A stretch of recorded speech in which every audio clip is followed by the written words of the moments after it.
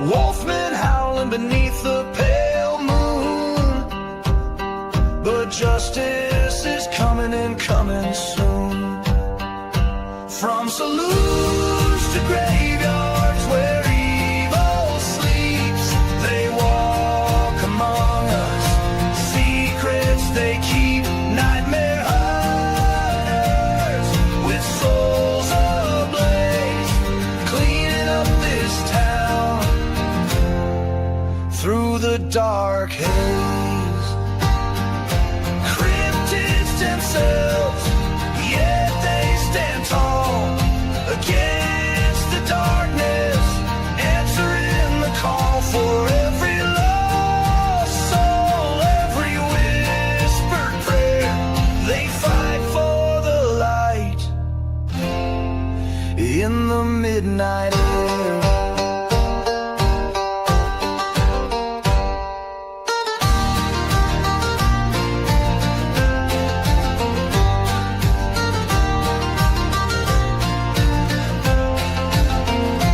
From saloons to graveyards where evil sleeps, they walk among us, secrets they keep, nightmare hunters with souls ablaze, cleaning up this town through the dark haze. The night is young, the hunt begins. For against the darkness where hope never ends.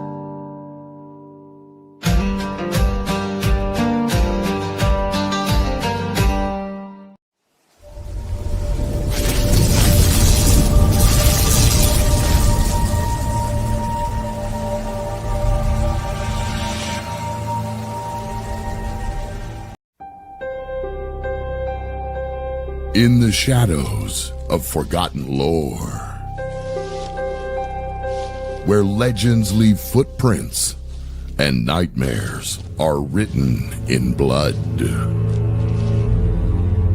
He's the voice of modern horror, the best-selling author and cryptid researcher, the name behind the nightmare.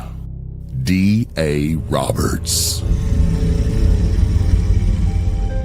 Joining him in the field, renowned author and field investigator, the man who tracks what others fear to name.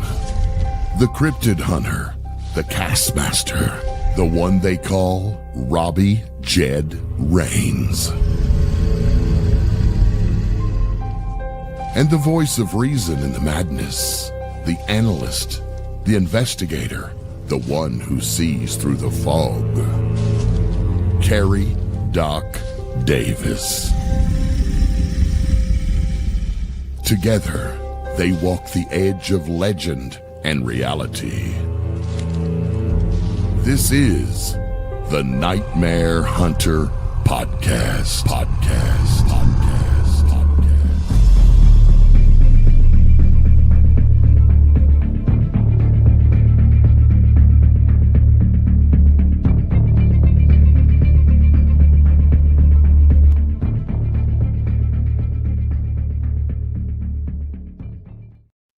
Good evening, folks, and welcome back to the Nightmare Nation. We are now live on the OnX network, and we are danged happy to be here. For those of you who are watching on our YouTube channel, I give you a quick apology. We had some technical issues, and for some reason, YouTube duplicated the show. So if you are listening, please let other people know in the other chat that they should be coming over here, because this is where we're live. But we are going to have a great show for you guys tonight. Again, we are live with the OnX network for the first time. If you are not subscribed to the OnX network, check them out here on YouTube or where your favorite podcasts are, because they're going to be in a lot of places. And joining me in the studio tonight is one and only Robbie Jed Rains with some big news on a big new book release. Robbie, how you doing, brother? Doing good, brother. How are you? I'm alive and kicking so far, but it's early. Yep, same here. So, yep, Kodiak went live sometime this morning on the ebook version. I still haven't got print done yet, but that's coming. But yeah, it's live and kicking. Already got a review from some guy named D.A. Roberts on there. I mean, Yeah, some weirdo, some hack. Coincidentally, that same hack has another book out as well. It just released earlier this morning, like early squirrely this morning. That's Dark Frontiers, the Devil of the Absarokas. And if you guys haven't checked that out, we are already #1 in Western horror, and we're #8 in occult suspense. So we're in the top 10 in 2 categories, and I'm hoping we can hit top #1 in both. But yeah, with that being said, we are going to jump right into tonight's show. I think we've got a great one for you. The Beast Within is something that's always been, foremost in our minds. I know I've been a big werewolf fan since I was a kid. Robbie's probably the biggest werewolf fan alive. So I think, this is kind of a topic that was, long in the making or long in the tooth, whichever way you want to look at it. So, but tonight we are going to be talking about the Beast Within, and that is werewolves, skinwalkers, things that change, and sometimes those things could even be us. We're gonna be talking about the legends, the history of it, as well as the psychological aspect of it. So, without any further ado, the first thing I want to talk about is the archetype of a shapeshifter. And one of the things that I think find fascinating about that is really there's on pretty much every culture on the planet has some lore about a shapeshifter. And we know what Robbie's is. But Robbie, you want to talk a little bit about that, about shapeshifter lore? Okay, well, like you said, there's multiple shape-shifting. In South America, you've got were-jaguars, Nordic tradition. What do they call that? The Jaguarundi? Jaguarundi. Then, in Norse culture, you've got the berserkers, where the word berserker come from. You've got the Ulfhednar. There's a multiple. I think some others in South America, there are were-crocodile people, and even there's an Egyptian god that's, if you want to look at, which most of the Egyptian pantheon were shapeshifters, but you got crocodiles, you got Anubis, you got Wetwawet, Horus. They're all humanoids with animal features. So, like you said, there's something on every major culture and civilization on every continent that has some type of legend or lore about this. Like we've talked about before, sightings of, werewolf type creatures go all the way back to the 1700s with French Canadian trappers in the frontiers. You got the Rougarou, you got the Loup-garou, which is French for werewolf. So all those stories in France. The actual term werewolf is derived from a German word were, meaning man, to change, or man, a man and change. So I like that in wolf, but they're everywhere. So that's where a lot of people, sometimes get confused with the term dogman, which didn't come around until the late 80s, early 90s for the Michigan DJ that was talking about their version of the Beast of Bray Road, and he just called it the Michigan Dogman, and that term just kind of stuck, just like Bigfoot stuck. It's more of a, like calling every tissue a Kleenex type thing. Because, how many times have we talked about the Pure Rice map and there being creatures that look like werewolves or cynocephali in the margins? So the history of shifters and people that change back and forth from man to animal or whatever goes back as far as written history. You love to talk about St. Michael and Catholic iconography being referred to as the dog-headed saint. Saint Christopher, I'm sorry. And was that way until he performed his first miracle. Mm-hmm. Knightley's got a good question, and since you brought it up, I'll let you field it, Robbie. He wants to know, is the Beast of Bray Road a werewolf or a dogman? Well, and that's the thing. Dogman was a term that was coined about the time that thing became, well, not the time it became popular, because the sightings go back a good ways longer, but they were starting to see sightings of the same type of creature in Michigan, and that's where that term came from. Was he called it the Michigan Dogman, and the term Dogman just stuck, and now it seems like every wolf type creature or anything like that is called a dogman. The term werewolf is far older than the term dogman. But now, as far as what do I think werewolf is something that is totally different than what a dogman is. I think a dogman is maybe like DA and I have talked about, some type of holdover or relic population of direwolf, and it's just an animal. But I think werewolf is something totally different, because you talk about the cynocephali, the dog-headed people. I think that's probably a lot of where the werewolf legends have come from. People just didn't know how to explain things back then. Do I think people can actually shift into that? We've actually done a show about that with Doc and Steve involved too, with their medical expertise, and both of them were pretty stuck on the side of they didn't think a human body could physically go through what it needed to go through to transform from I'm talking just without kind of supernatural type thing. Now, we'd certainly move it into the realm of the supernatural, right? But that's where you get into the differences between a dogman or a werewolf or skinwalker or something like that that uses something that's supernatural or demonic or whatever the case may be. And one of the big differences between a werewolf and a skinwalker, and I know this question is going to crop up because it always does.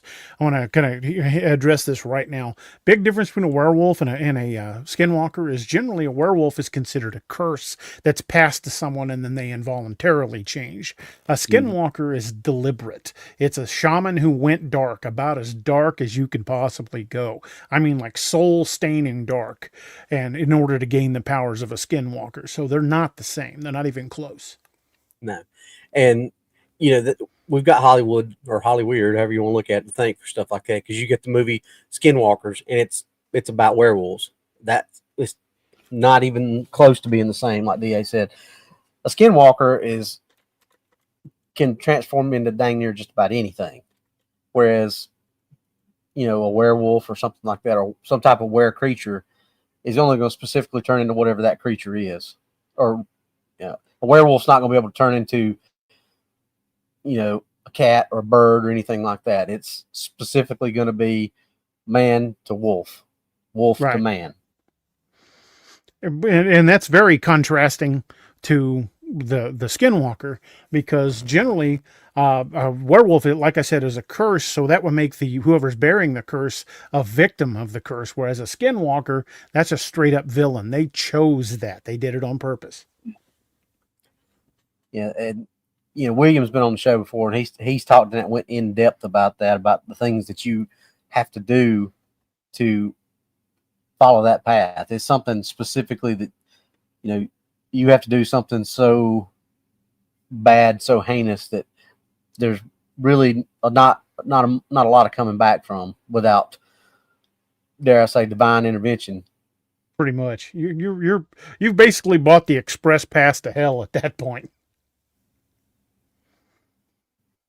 Yep, exactly. And so I guess to answer my question about the Beast of Bray Road, what do I think it is, if that's what Knightley was asking? I kind of, skirted around the issue, but I thought some of that stuff needed to be said.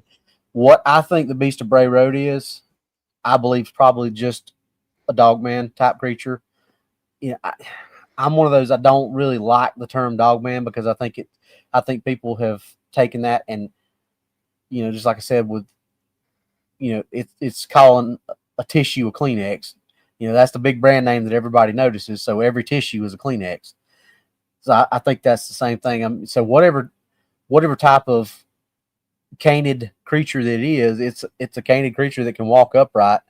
Now, is dogman the best term? Well, maybe if it looks like the one DA saw, that probably is better coined as a dog man, because he says it looked more like a dog. What'd you say, a bull mastiff or something? That was the type of head it had. So maybe dog man is a good term for that. But when you see one that resembles more of a wolf, I mean, I'm one of the ones that I just prefer to call it an unknown canid species. So, but I believe that's what it. I believe that's what the Beast of Bray Road is. It's one of those creatures. Now, if you choose to call it Dogman, that's fine. That's just me being the type of werewolf fan that I am. I can't stand the term Dogman being all encompassing for everything. It doesn't work, in my opinion.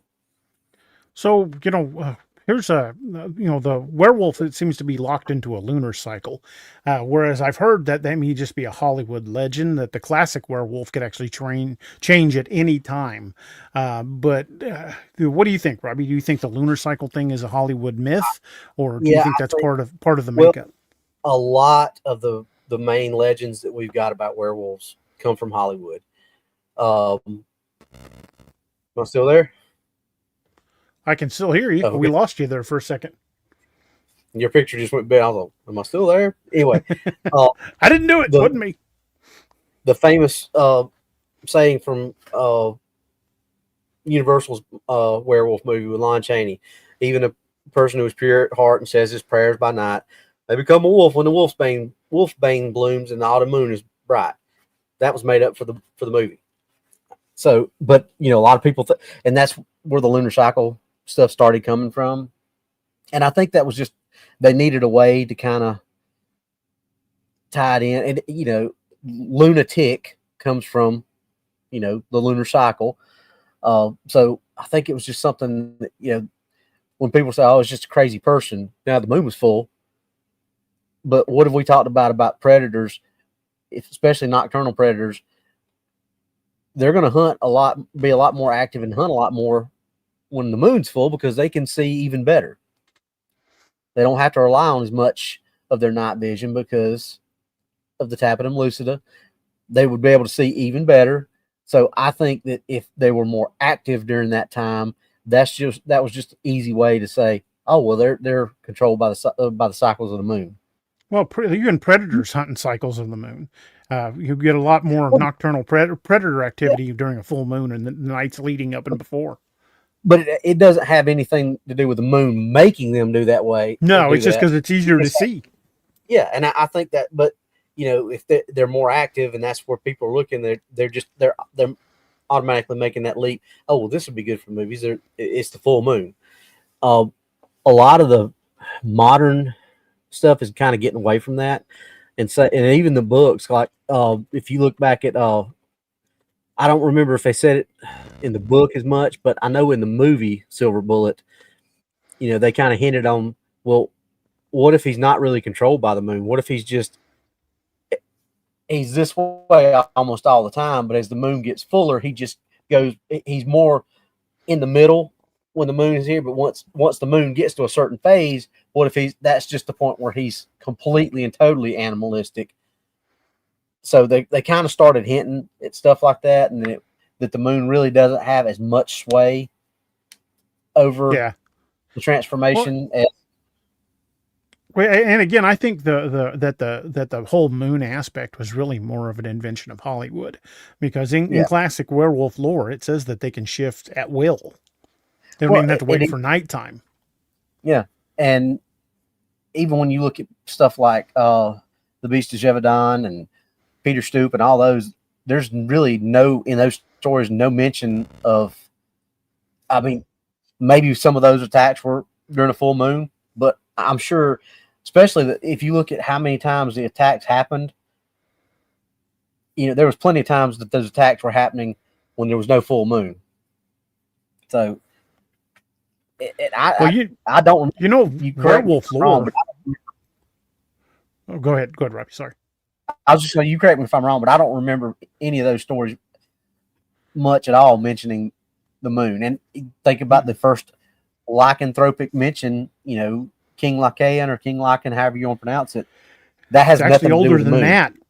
It's actually older than that. I'm talking about that one. Taking that, for example, there's no mention of the moon. Right. In the Epic of Gilgamesh in 2100 BC, Gilgamesh rejects the goddess Ishtar, telling her she was a cruel goddess and he didn't want to be with her. And she basically, the reason why he didn't want to be with her is she'd gotten angry at a former lover and turned him into a wolf. So that's the first reference of a human being in recorded history of a human being turned into a wolf in the Epic of Gilgamesh. Of course, Yeah, like you mentioned, the king, the Greek king Lysaean, St. Augustine in the 5th century. In the City of God, Augustine acknowledges the widespread belief in men turning into wolves via witchcraft, although he condemns it as heresy. yeah, and like in none of those does it ever mention anything to do with the moon or the lunar cycle or anything like that. So I think yes, that's been and even silver, because I think silver came in because of silver's purity, and that was something that they latched onto and was like, okay, well, this is an evil beast, a spawn of Satan. You have to have something pure to kill it. Up silver, because how much was silver used in medicine back then? Like, well, silver was noted for its purity. I mean, it was used in religion. It was used in a lot of folklore and a lot of ritual magic because of its purity. Yeah, and just like Jonathan told us the other day with vampires, most of the stuff we get from Vampire Legend came from Bram Stoker, and he made most of that up just to make the book sound more. Because he's really overpowered if you think about it, and you had to have some kind of way to defeat him. So that's where that came from. So I think it's a lot of the same tropes. As you can't have a completely overpowered bad guy. You got to have a way. The good guy's got to have a way to be able to survive, even if it's a small one. You got to have something. So things like that. It's swayed or it's trapped in the lunar cycle. So that way you could if it's not during the lunar cycle, it's just a normal human. You can kill it with silver, but whatever. So a lot of the stuff that we have that we're going on comes from Hollywood. Unfortunately, Hollywood has done irreparable harm to a lot of folklore because they didn't actually adhere to the folklore.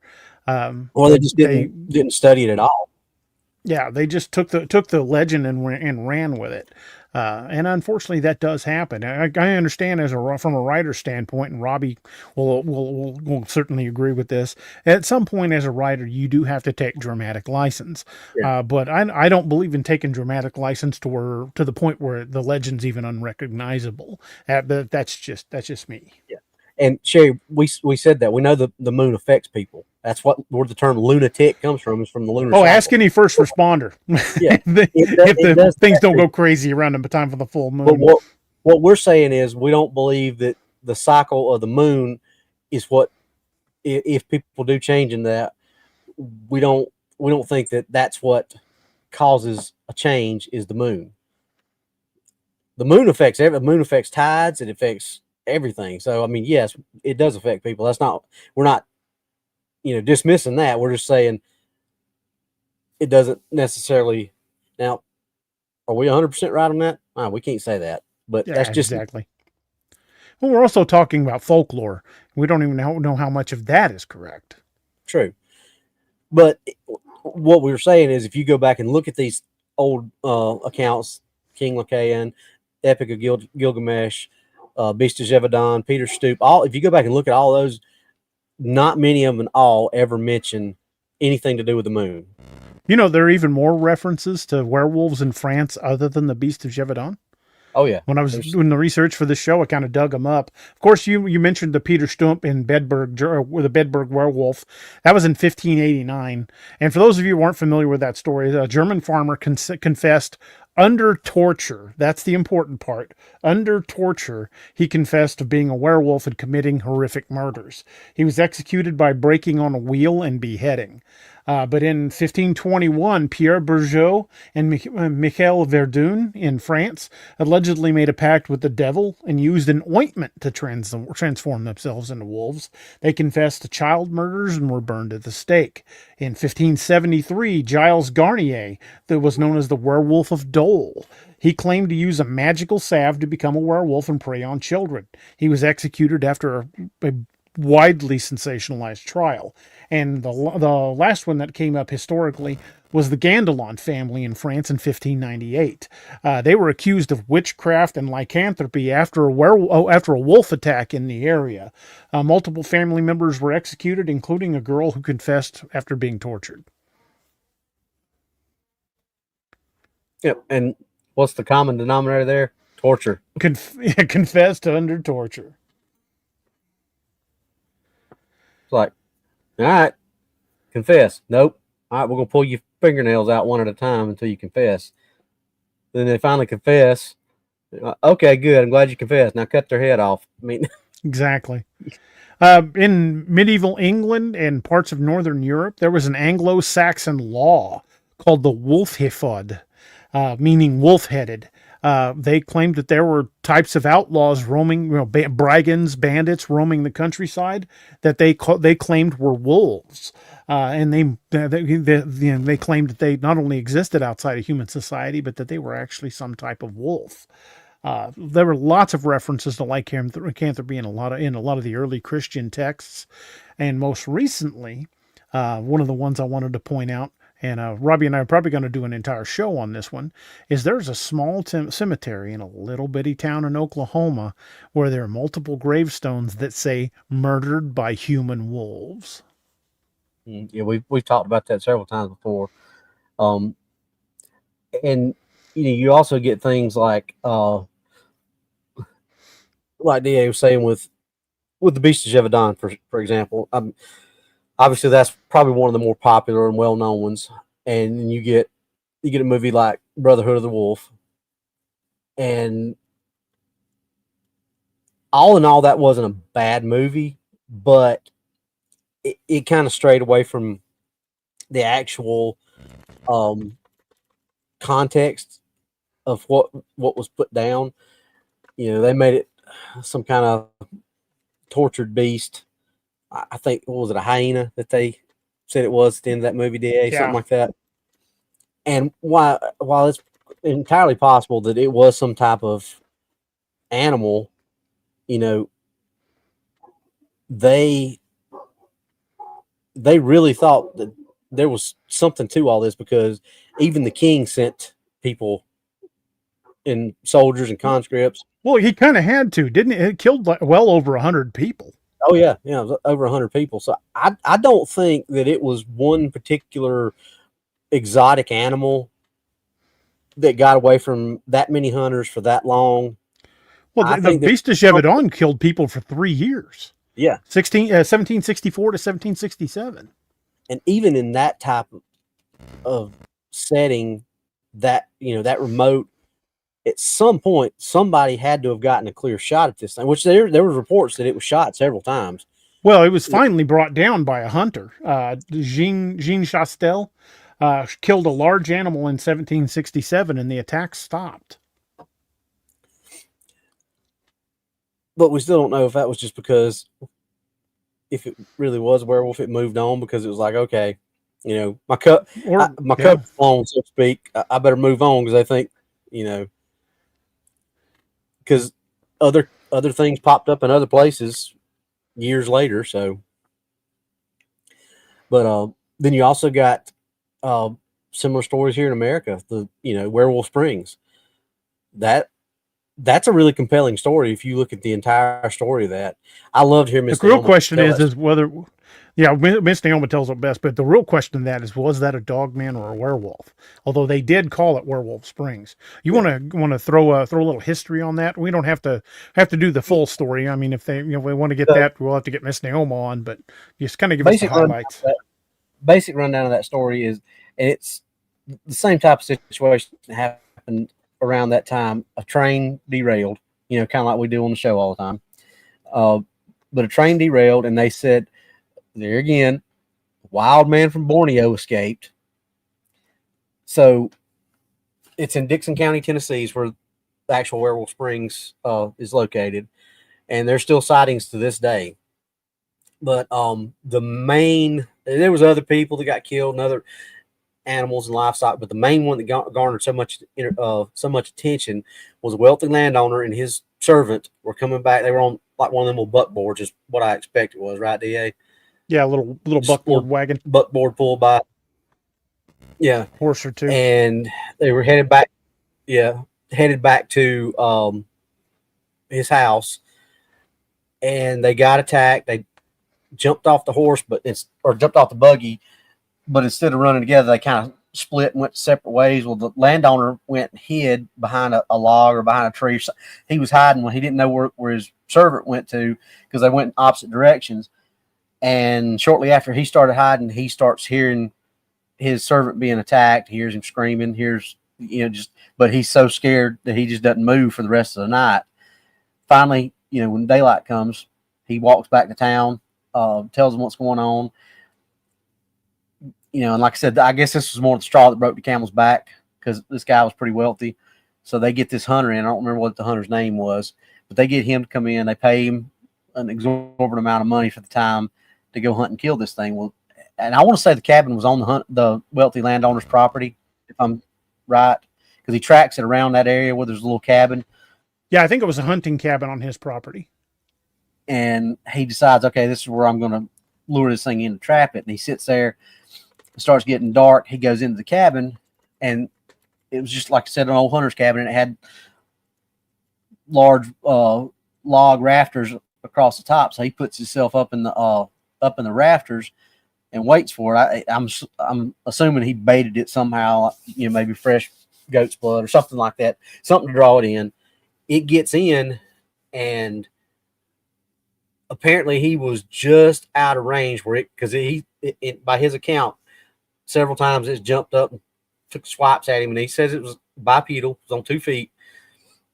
He pretty much almost emptied it. Well, he did empty his rifle, and he almost emptied his gun. I think he said he left one round in his gun, and he was like, this thing's not going to kill me. So he was saving that one round. But as he was getting ready to unalive himself, the sun starts coming up. So the creature looks, sees the sun's coming up, takes off. So he waited for probably the better part of a couple of hours before he finally got down. He goes back to the town. I think, if I'm not mistaken, he gave him the money back and said, I'm done. Yeah, he wouldn't go. He refused to go back out. Yeah, he said, I'm not going back out after that. He said that thing is going to kill somebody else. And that's the most famous story of Werewolf Springs. There was another example in Europe in 1853. So this would have been right around the Werewolf Springs time. That was in called the Spanish Werewolf. Manuel Blanco Romanzada confessed to killing 13 people, claiming he was cursed with lycanthropy. His case was one of the first to raise questions about mental illness versus supernatural beliefs. He was sentenced to death initially, although they later commuted his sentence to life. I guess he had no more transformations once he was in prison, because the books don't say anything about it. Yeah, I've always said truth is stranger than fiction anyway. And the things that, and we've said this plenty of times before, back then people didn't want their 15 minutes of fame as much as people do nowadays. When they said stuff, most of the time, because your word was your bond back then.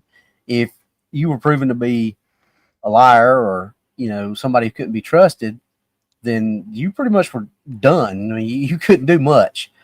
All the victims messed up, don't you? They forgot begging strips. Yeah.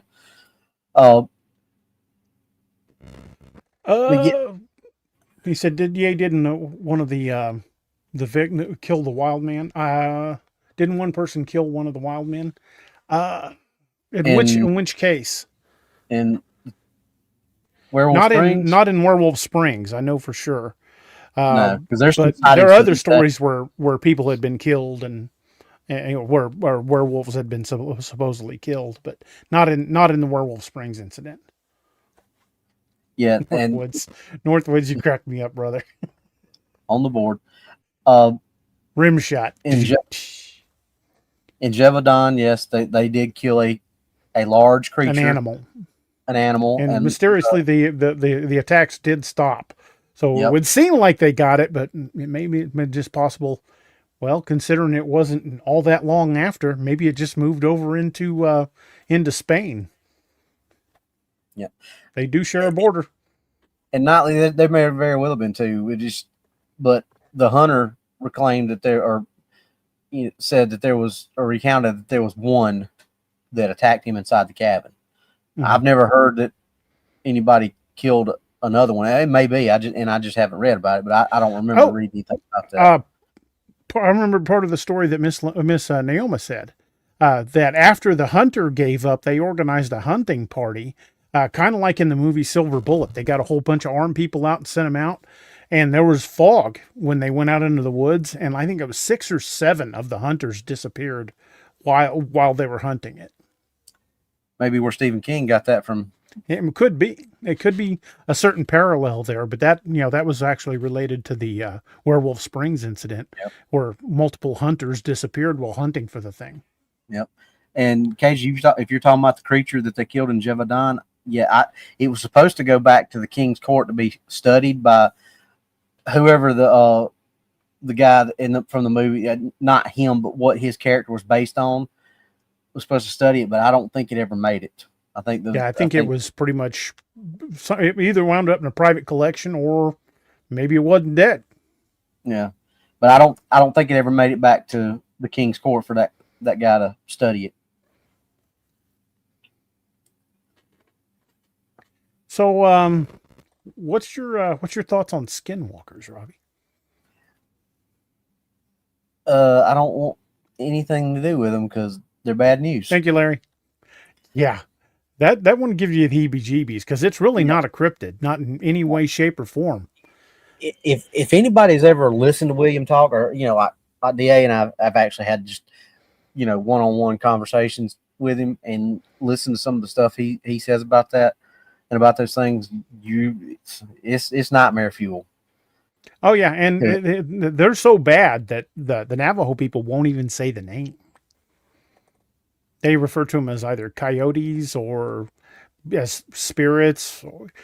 They refuse to say the name, fearing it will bring one down on them. Nightly, you may be right. Like I said, I don't remember that, but they're very well. I do think you're right about them saying that 2 escaped from the train wreck, but once they say that, they're pretty much the only stories talk about 1, but you're not, unless this is a immortal supernatural creature, you're going to have some type of population for them to still be sightings today. So, there very well could have been more than 1, and they didn't get them all. In 1878 on the Navajo reservation, they had what they referred to as the witch purge. It's a recorded event. You could look it up. Dozens of suspected witches were killed on the Navajo Nation, driven by fear of skinwalkers and other malevolent evil spellcasters. To tell you how seriously the Navajo take that, they rounded up dozens of suspected witches and put them to the torch. Well, I mean that's no different than the werewolf and witch trials of Salem. I mean, how many people were killed during those because people suspected them of being witches and werewolves? Did somebody gift some subs? Because I'm getting a bunch of them all of a sudden. Yeah. Who was it? Bobby Singleton. Bobby, thank you, brother. I really appreciate that. And congratulations to everybody that got one of those gifted subs. Bobby, thank you so much, sir. I really appreciate that. I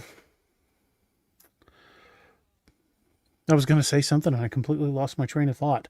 When it comes to skinwalkers, though, I think there is a certain similarity to the werewolf legend in so far as it really paints a clear picture of moral boundaries.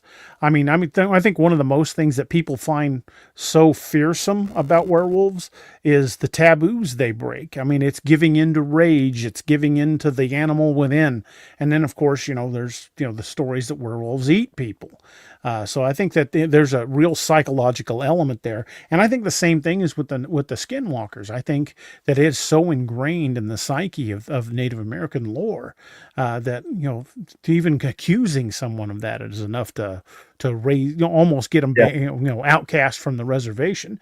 These are such obvious representations of huge taboos in our brain.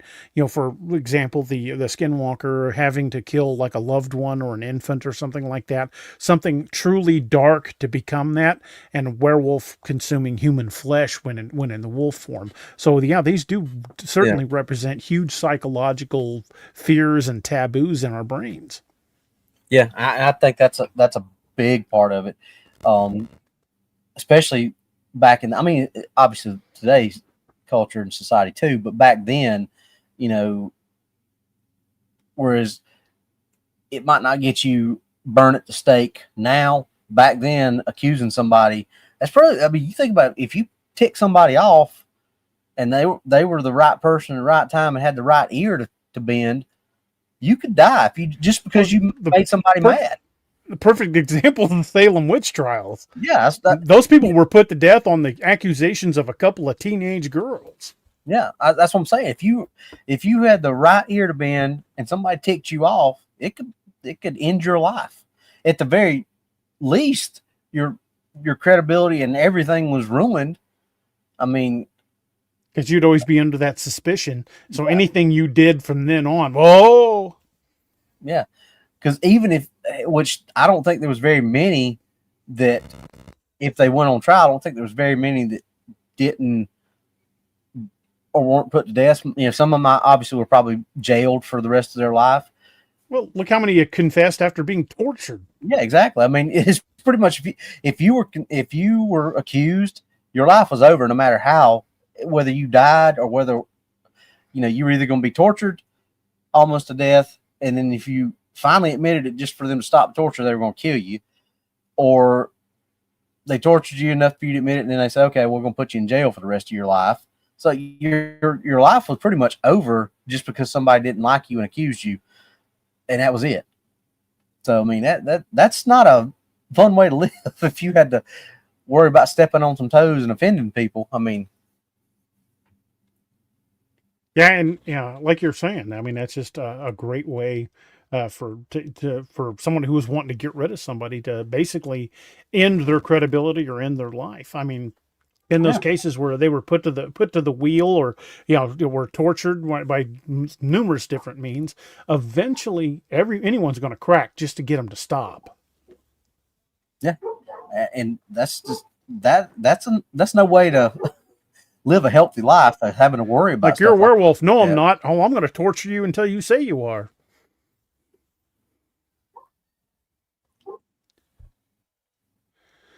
So, what do you think about Skinwalker Ranch? If they got one or two people, Skinwalker Ranch, I think there's some things. I think that's connected. That are strange about that, but also I think there's some maybe some paranormal, jumping a little bit. Maybe it's just supernatural. On my end.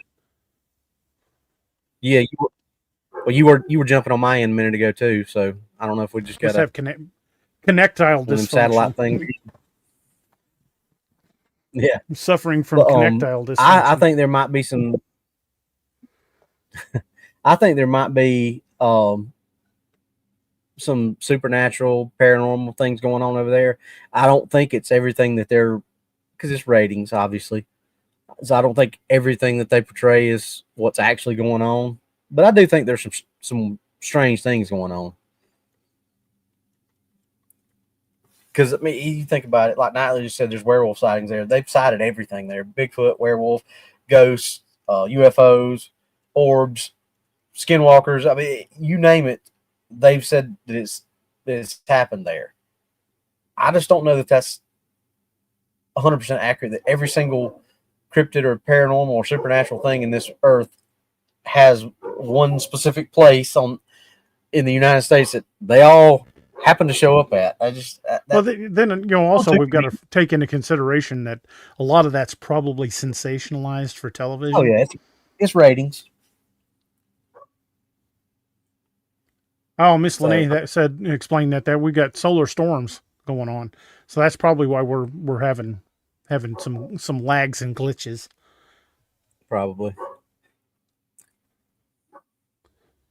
Well, I want to get back to something there's no doubt about that, fella. There's no doubt about it.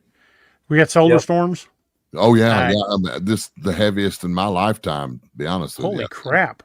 Yeah, they're pretty good. I mean, when you can see with the naked eye down here in Arkansas, the Northern Lights, it's pretty powerful. Yeah. But I mean, I hope everybody can hang out and enjoy, because we will get any kinks worked out. Well, there shouldn't be any, but I'm thinking that is the issue. But I just wanted to jump in and say hello to all your awesome fans in the chat room, man. They are awesome. And folks, it's Race Hobbs. He's the producer from UNX Network, and he's been one that's handling all the messages you see popping up and putting up everybody's questions. This is an awesome experience for me and Robbie, because we've got a producer that's actually running all that stuff instead of me frantically scrambling to try to get everything going. So yeah, and I do apologize for the lags. Like we said, we got some solar flares going on, some pretty heavy ones. But on top of that, there's gonna be some growing pains this is our first broadcast with UNX. So there'll be a little bit of growing pains, but we're gonna get all of it ironed out. I think it's gonna be awesome, and this is gonna be fantastic for all of us. And DA, I did ramp up the video to 1080p, so that might have something to do with it too. Yeah, if we push it back to 720 again, it'd probably be a lot easier. Probably. But hey, can't have everything. Where would you put it? Like you said, growing pains. It's just we'll figure it all out. And it ain't like y'all in the chat know this. It ain't like we haven't had problems before. So that ain't no lie. But I want to jump back to something that you mentioned earlier, Robbie. What's that? Kind of go back to. Let's talk a little bit about were-jaguars. I know that's South America, not North America. But let's talk a little bit about that. I mean, I touched on it just a little bit in Operation Blood Eagle, but I really didn't jump into the lore. Does that really date back just as far, if not farther, than a lot of Native American legends? North American. Yeah. I mean, how long has that culture, that Mayan and Aztec culture, been around?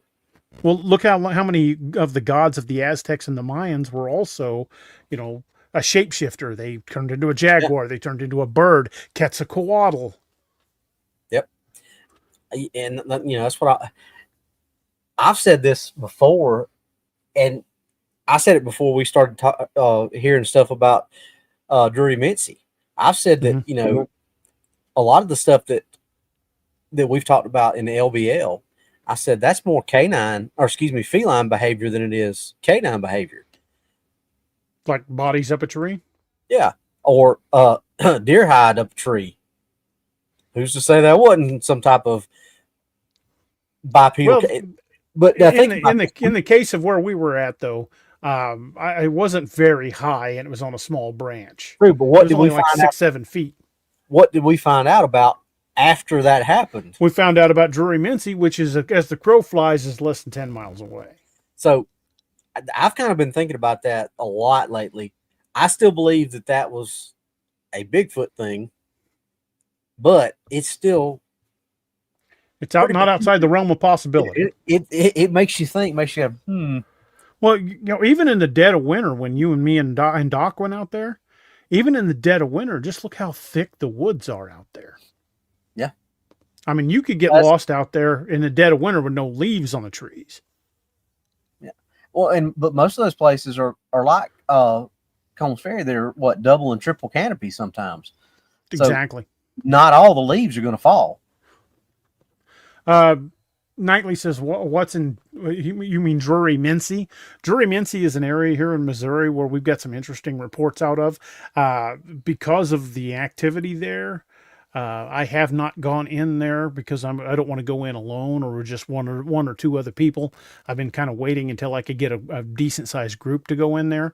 But it much like Joe Bald and Combs Ferry, just mysteriously they shut down the campground in that area and won't let you in.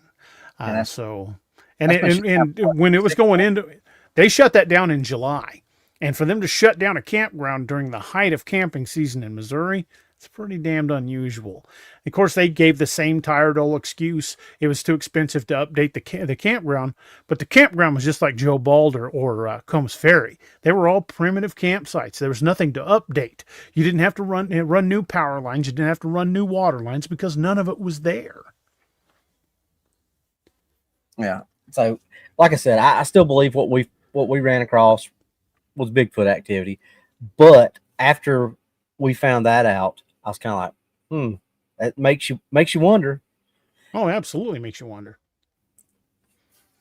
So, yeah, food for thought. Here's another one of your subjects, Robbie. The Ulfhednar and the Berserkers. Two of my favorites. Because there's, in Norse mythology, even in the Volsung saga, it talks about people, these warriors transforming, and it's described they ran in without weapons and fought with their bare hands, and it seemed like no blade or arrow could stop them. So were they changing? Were they, there's some people that claim that they had a special concoction of fermented herbs that they drank before going into battle to make them, not feel pain. That's the popular. But there are others that say they actually changed. Yeah, that's the popular, scientific explanation. Is of course, they're going to look for a scientific explanation. Yeah, that's basically they were high and they felt no pain, and is that possible? Yeah, of course it's possible. We don't know for sure exactly but there were thousands of accounts that these were not normal people. They didn't act like normal people that were just hallucinating or things like that. I mean, they did things in battle that just normal men couldn't do. Could not be explained. And a lot of times, started with chanting and, getting themselves in a different spiritual set. So, Wyatt, and even, like I said, even the term berserker came from bear zerkers. The Ulfhednar, dogs of Odin, dog-headed soldiers, whatever there's 100 different descriptions of what they were called, but those two types of individuals were some of the most feared in battle that there were. You've also got Norse stories of transformation in the Wild Hunt, where people who were caught unawares would get swept up in the hunt and become wild animals and wouldn't even realize what had happened to them until they woke up naked miles away, covered in blood or whatever. But people that were just normal people would get swept up into the Wild Hunt and become one of the creatures of the hunt. Yep. Hunting the evil spirits and the evil spirits that had escaped from Hela and were running loose on the world. Right. The hunt ran at a certain time every year.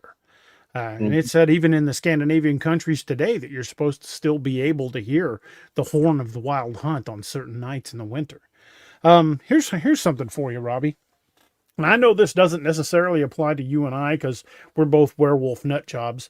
Like to the point of when I was kids, I would stare at my hand, like willing it to transform, that kind of crazy crap. When I was a kid, okay, I did it last night too, but it's a whole different ball of wax. But what do you think is the biggest fear that becoming a werewolf would represent for, say, normal people? losing control and not being able to losing that rational side of your, I think that's the biggest fear, and it's also the biggest intoxication for people. Yeah, Robbie, let me get you to hold that thought, because we are at 5 minutes till the top of the hour, and folks, we got to pay some bills. We're going to take a quick minute to air a commercial. That's part of the Unex, because we are going out on radios now worldwide. So give us just a moment while we run a couple of quick commercials, and we will be back with you shortly here in just a few minutes. Thank you, folks. The Unex Network presents a health and wellness spiritually based brand of hemp-derived CBD products made by Hopewell Farm in Harrogate, Tennessee. We apply our Cathara energy work with all of our plants and products. Our products made in small batches with only 2 ingredients of pure hemp, full spectrum crude oil, and coconut-derived MCT oil. Third-party lab tested for potency and legal THC levels with 6 strengths of 1 ounce oil to choose from. Know what you're buying and get what you pay for from Hopewell Farm. Applied directly to a specific area, Hopewell Farm topical salve in 1 ounce and ½ ounce sizes, made with pure hemp crude oil, comfrey extract, and all natural ingredients. Find the Hopewell Farm link and coupon code on the Unex Network website at unexnetwork.com. That's unexnetwork.com.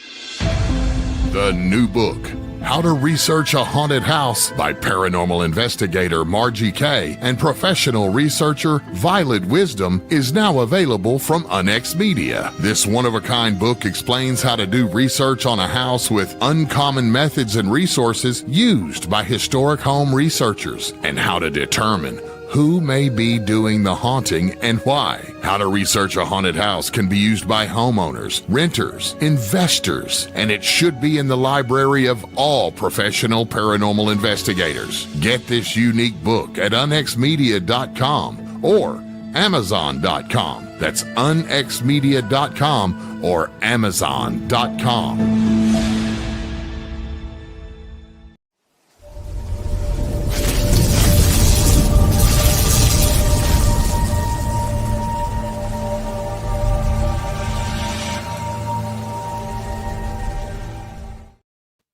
And we're back. And Race, thanks you for handling that for us. Great segue, brother. And I need to get a copy of that book. I mean, because we have done some paranormal stuff around here in Springfield, and my buddy Eric and I are getting ready to do a paranormal investigation out at the old Union Cemetery. So yeah, I need to get a copy of that book myself. But going back to what you're saying, I think that's depending on who you are, that's either the biggest intoxication or the biggest fear, that is that losing control and not being able to.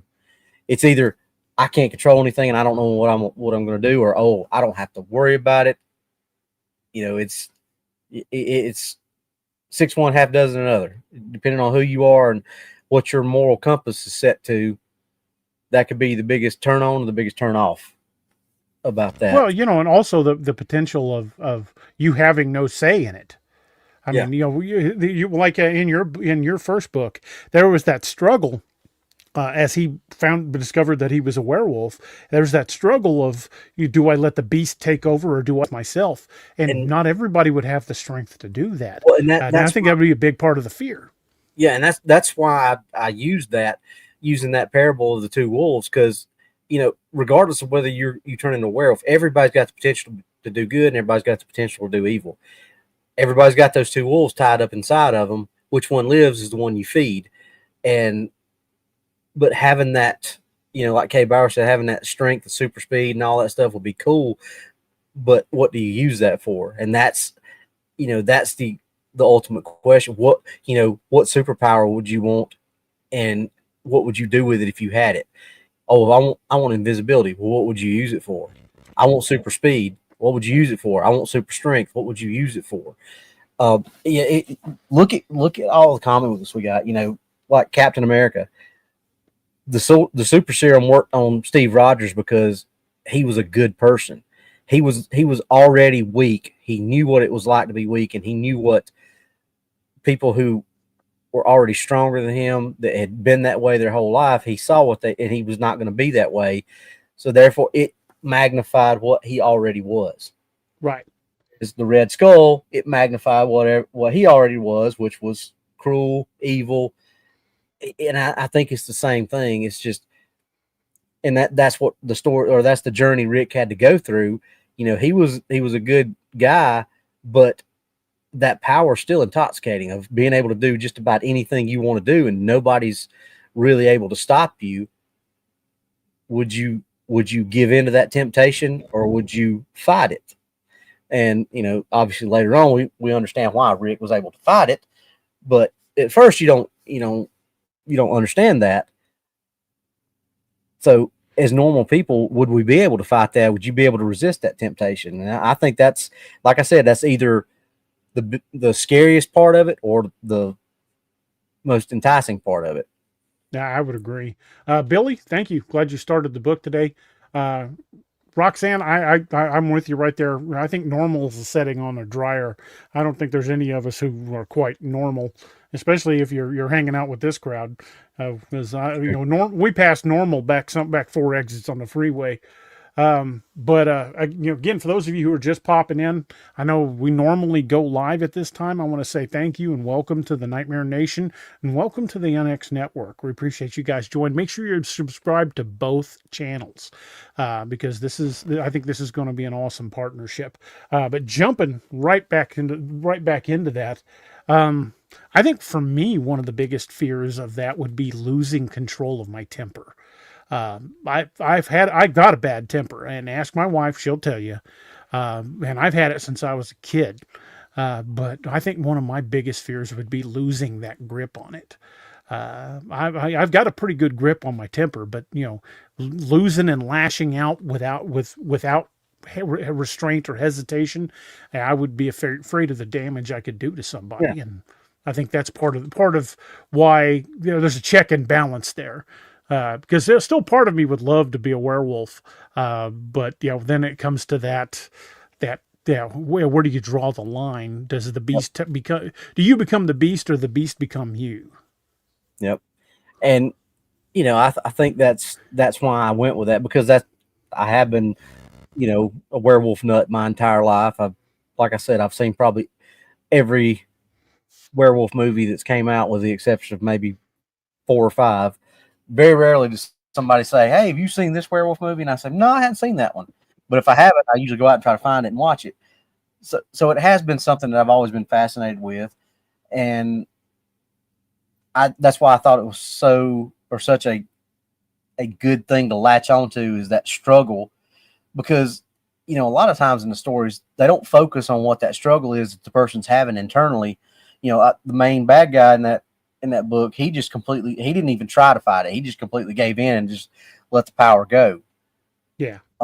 And that really, you can look at that in everyday society. If somebody wins, $900 and something million lottery, what are they going to use that money for? Are they going to use it to help people, or are they going to use it to not help people? Crazy. I mean, yeah. I mean, it's kind of the same thing, or the same paradox. And that's why I thought that was so interesting to tell that tale of losing yourself to what, you get that power. Power is seductive. We know that. It's the Uncle Ben thing. With great power comes great responsibility. And how many stories do you hear a version of that line? Ultimate power corrupts ultimately. It's the same thing, but it's what you do and what kind of person you are is as to how you're going to fight that. So are you going to fight it or are you not going to fight it? And everybody has to answer that question for themselves. Chris, I've heard that same description applied for law enforcement, because in law enforcement we refer to ourselves as sheepdogs, and people fear the wolf because of its teeth, and they fear the sheepdog because it has teeth as well, even though it protects the sheep. So there's always that dichotomy of sheepdog versus sheep versus wolf. And that's a delicate line you have to balance. In the same thing as in the law enforcement capacity. It's knowing when to restrain yourself and when to let it go. When force is appropriate and when it isn't. And I've been pretty fortunate. I've never had one of my uses of force called into question. I've always, all of mine have been clean. I mean, use of force was appropriate and to the level required. Yes, nightly. I've seen Blood Moon. And like I said, so I guess that's my part of it, is just losing yourself to how seductive that power would be, because if you did have that power and you chose to use it for the wrong reasons, who could stop you? And so I guess that's why I really keyed in on that part of it, because that's the crux of my thought about it. If that did happen to me, would I be strong enough to fight it and use it the right way? I like to think I would be. You don't ever know. So what about the taboo bits, those crossing of boundaries? The pure evil that the Skinwalker represents, plus werewolves dining on human flesh. What do you think about that? Well, go back to King Lycaon. I always say Lycaon. May be wrong, but that's how I pronounce it. Lycaon, however it's pronounced. Anyway, we're both hillbillies. We ain't gonna pronounce it right. Go back to that story, and that's the perfect part of that with the taboo stuff. He wanted to see if Zeus was really as powerful as everybody claimed he was. Has Zeus over for a meal and serves human flesh. Zeus, being Zeus, knew what he was doing, let him go all the way through, and then once he puts the food on the table, basically says, all right, you want to act like a beast, you're going to be a beast for the rest of your life. And cursed him, and he transformed into, for all intents and purposes, a werewolf. That's the big taboo. Look at movies like, Alive, I think, about the New Zealand soccer team where they crash landed. It wasn't New Zealand. They were Chilean, I believe. Either Chilean, they were South American, Chilean or Brazilian, but they crashed in the Andes Mountains. Andes, and had to resort to eating at first just eating the ones that had died, then kind of veered off into, and then look at Ravenous, look at the Donner Party, look at things like that. Those are really big taboo things. What people are always scared of going in the darker places of Brazil because of headhunters, cannibals. That's there's a reason that there's a niche for movies and things like that in entertainment and pop cultures, because it's such a big taboo thing. Bone Tomahawk. God, I hate that movie. God, I hate that movie. I love that movie, but that one scene gets me every time. Standing Stones has a question, and I think I'm going to throw this one to you, Robbie. Do these werewolves change into human, or do they stay wolf?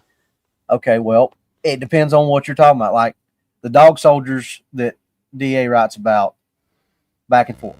Most werewolves, like you see in the TV series Werewolf, Lon Chaney, is back and forth. But like DA has wrote in his books, the Ulanga Doglala, who have gone off and down the dark path, who, like we were talking about earlier, who have chose to not fight, they pretty much stay beasts the rest of their life because they've taken that dark path. Same thing with King Lycaon. He tried to serve human flesh to Zeus. Zeus made him stay. They stayed a beast for the rest of their life. They didn't turn back and forth. So I think it just depends on what you're talking about, what specifically, because the legends say all kinds of different things. Like, I think the Beast of Shevadan, I don't think it ever really had a human No one ever person that talked was. about. Yeah, no one ever Yeah, talked about seeing it transform. It just they attacked. said they called it a werewolf, but it was never really. And obviously, they probably had suspicions of people, but there was never really a person in that story that was somebody that they suspected was that. So if you look at that, that's Beast. But then you go to Peter Stoop, you know, that's one that supposedly was back and forth. And I think, didn't he say that it was the salve, or was his the wolf pelt? Yeah, I think it Which was one? the wolf pelt. It was the Yeah, one in France that was the salve. But yeah, then you've also got versions of the story where the traditional, where you drink out of a wolf's print. yep. And they actually in Hemlock Grove, that's the one of the only movies I've ever seen that used that form, where he drank out of drank the water out of a wolf's paw print, and that turned him. I mean, there's make a pact with the devil, or you get a salve from a witch, or you get a wolf pelt that's been either cursed or has spell put on it by a witch. Um, you get bit by a werewolf, you get bit by a wolf. You think about it in the movie Wolf with Jack Nicholson, he gets bit by a wolf, and because of something in him, something that was, as that old Native American told him in the movie, there was something wild within that allowed him to shift. And his was a gradual transformation. Like the first couple times he changed, he was more like Lon Chaney, and gradually he turned into a wolf. And once he made that final transformation, that was it. He was a wolf, a four-legged regular wolf, the rest of his life. So, like I said, it just depends on what legend you're talking about. There's as many lores about it as there are movies.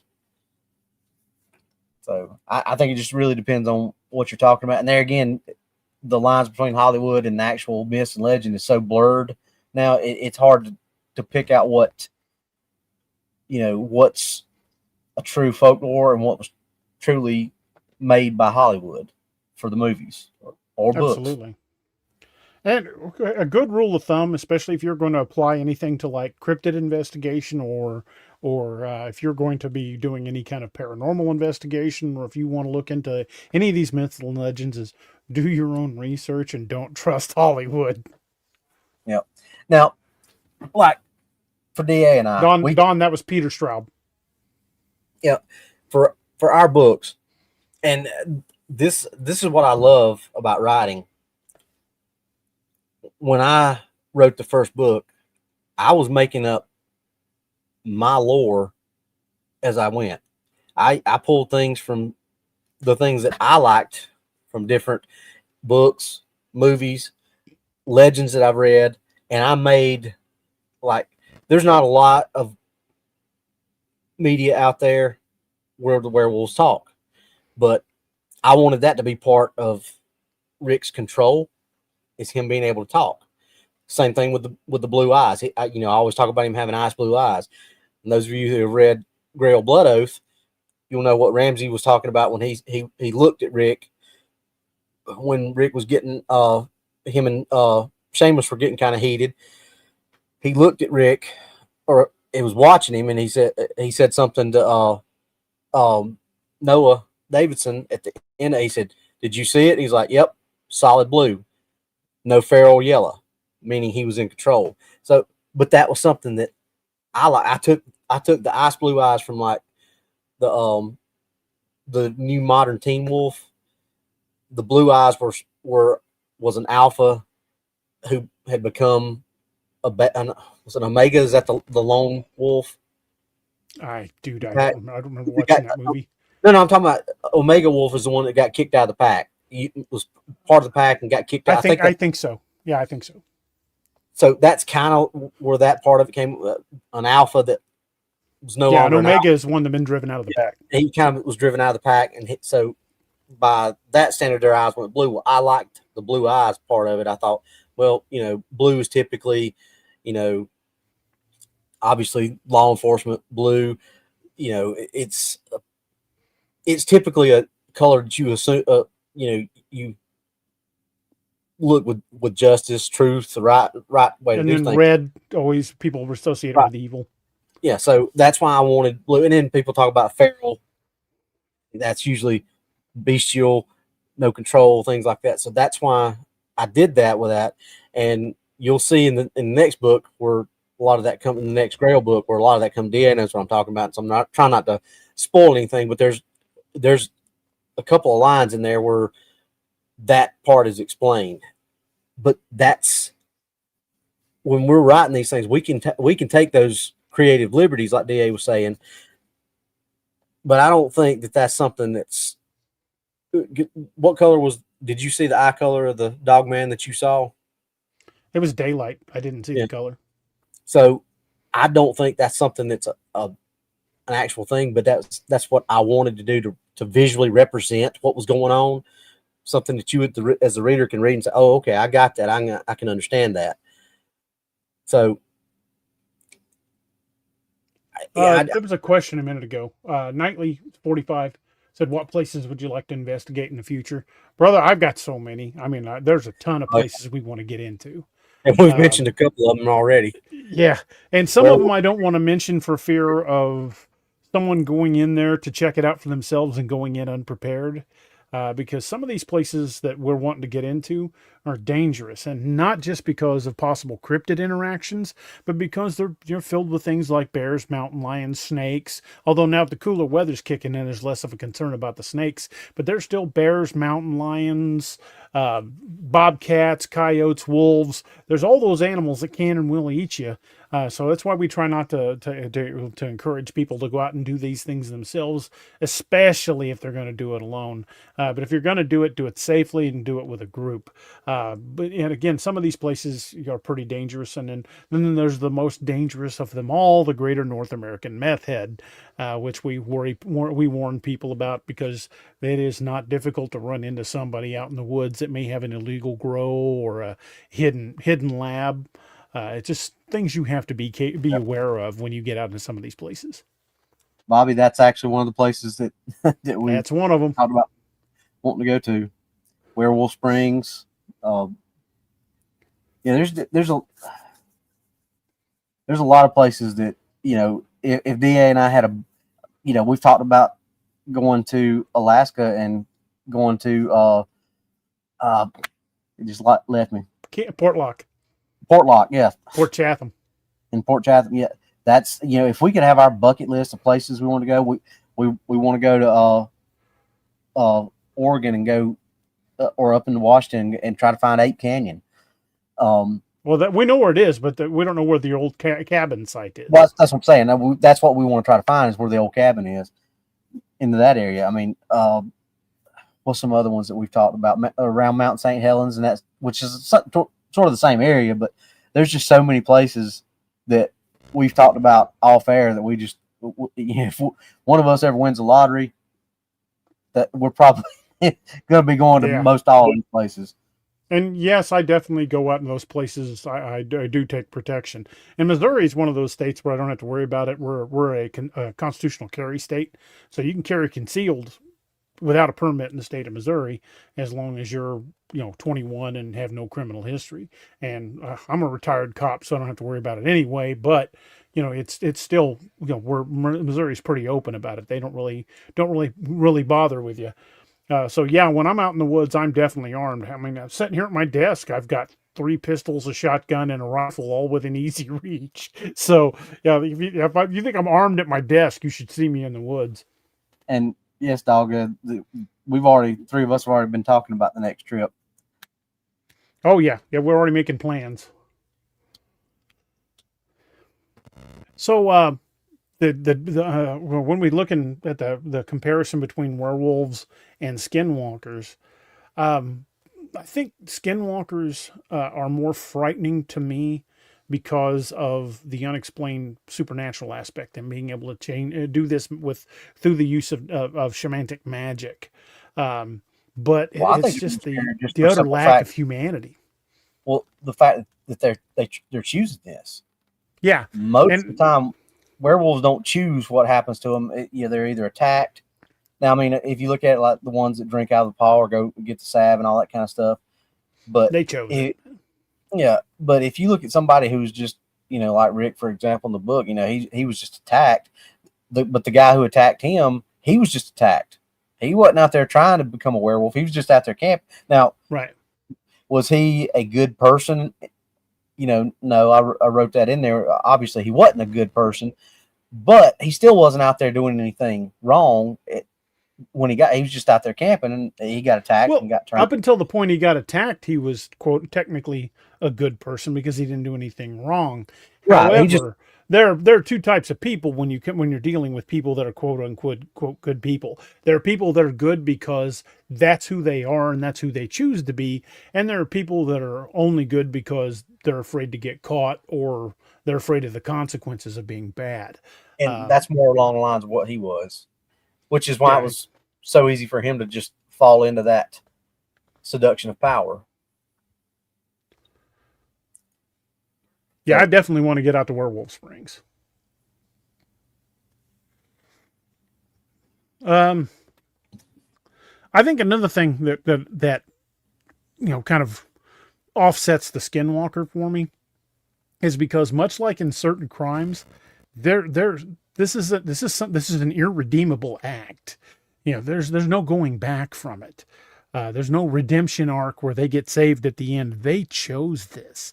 And I don't say that about many crimes, but there are a few, and I think you all can pretty much figure out from my personality which ones I mean. There are certain crimes that there's just no redemption from them.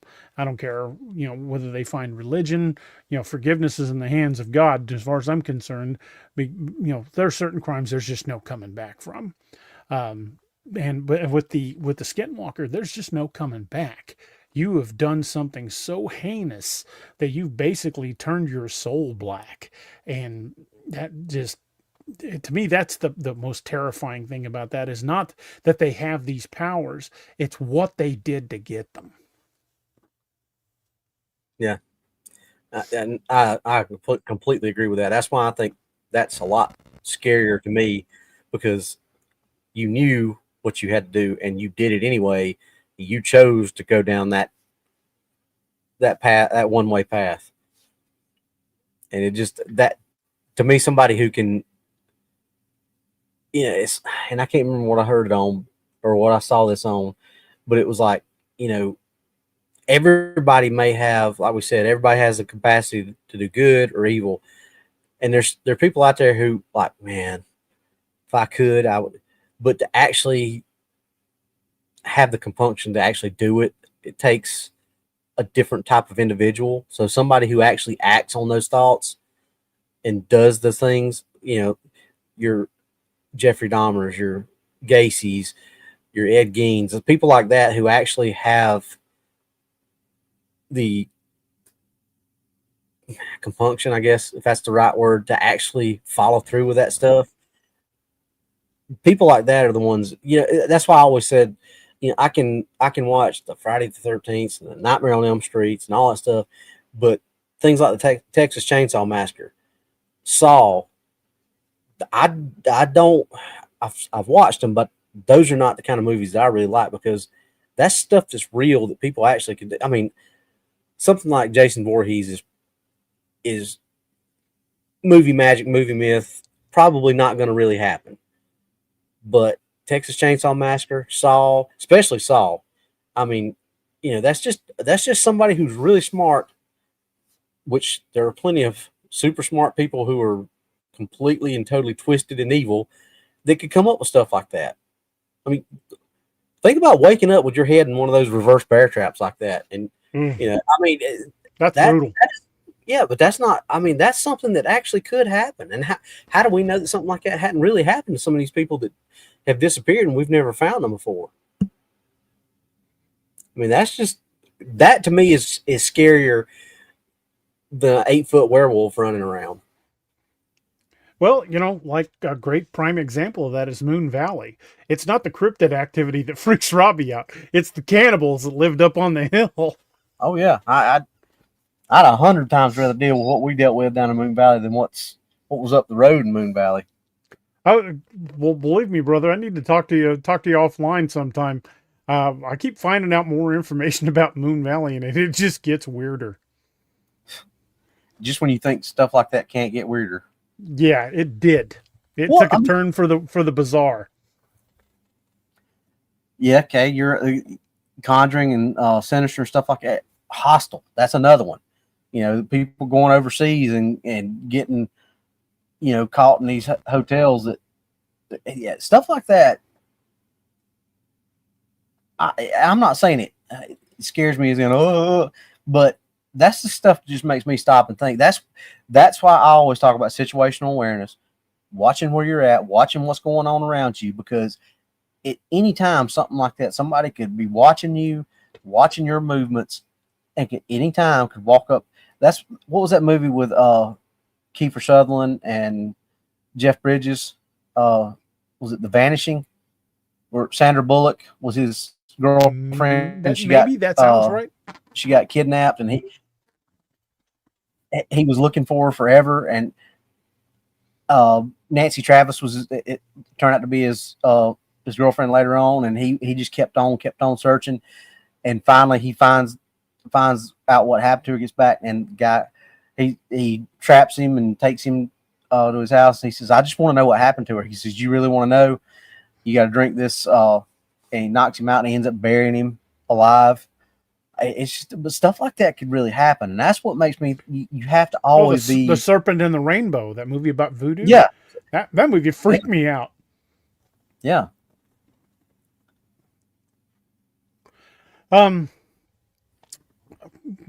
think I kind of look at the whole werewolf dogman issue a little differently than Robbie does. I personally think that the werewolf legend grew from the original stories of what are now called dogmen, because in our research we've discovered that dogmen, there's references to dogman type creatures all the way back to the Greek and Roman empires, although they referred to them as the cynocephali, which literally translates as a dog-headed, having dog-headed is what it translates as. And Marco Polo and Christopher Columbus, both in their journals, talked about encountering these cynocephali in their travels. So the word dogman might be new. The sightings of these types of creatures certainly isn't. And I think personally that in Europe in the Middle Ages, that the werewolf legend grew up trying to explain these dogman type creatures who don't shift, because I think that is a lot more plausible than somebody actually physically changing into a werewolf. Then again, this is just my opinion. It's one thing we always want to point out is, folks, there's no experts in these fields. This is just my opinion based on everything I've read. Based on my own research. That's what I think. I could be way wrong. I could be 180 degrees in the wrong direction. But that's personally what I think, and I think it's because the lore on these cynocephalite creatures dates back thousands of years.